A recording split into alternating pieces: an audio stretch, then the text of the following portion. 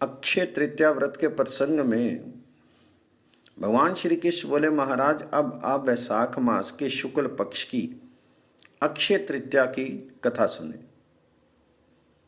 इस दिन स्नान, दान, जप, होम, स्वाध्याय, तर्पण आदि जो भी कर्म किए जाते हैं वे सब अक्षय हो जाते हैं।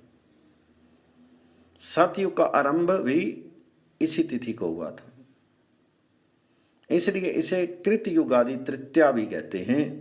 ये संपूर्ण पापों का नाश करने वाली एवं सभी सुखों को प्रदान करने वाली है। इस संबंध में एक आख्यान प्रसिद्ध है, आप उसे सुने। शाकल नगर में प्रिय और सत्यवादी देवता और ब्राह्मणों का पूजक धर्म नामक एक धर्मात्मा वणिक रहता था।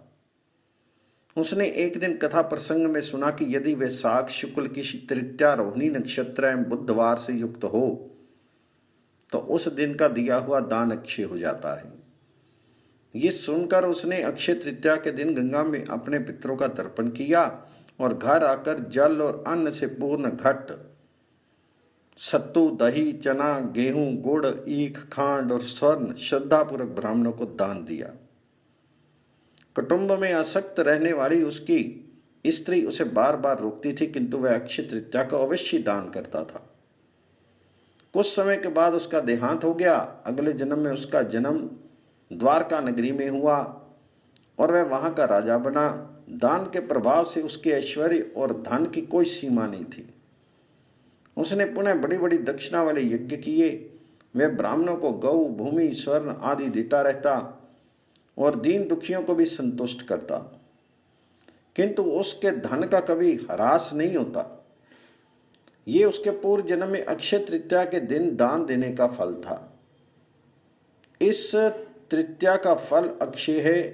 अब इस व्रत का विधान सुने।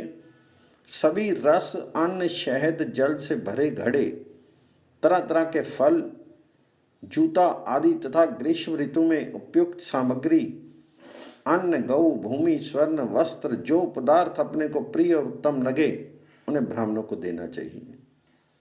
ये अतिशय रहस्य की बात मैंने आपको बतलाई। इस तिथि में किए गए कर्म का क्षय नहीं होता, इसलिए मुनियों ने इसका नाम अक्षय तृतीया रखा है।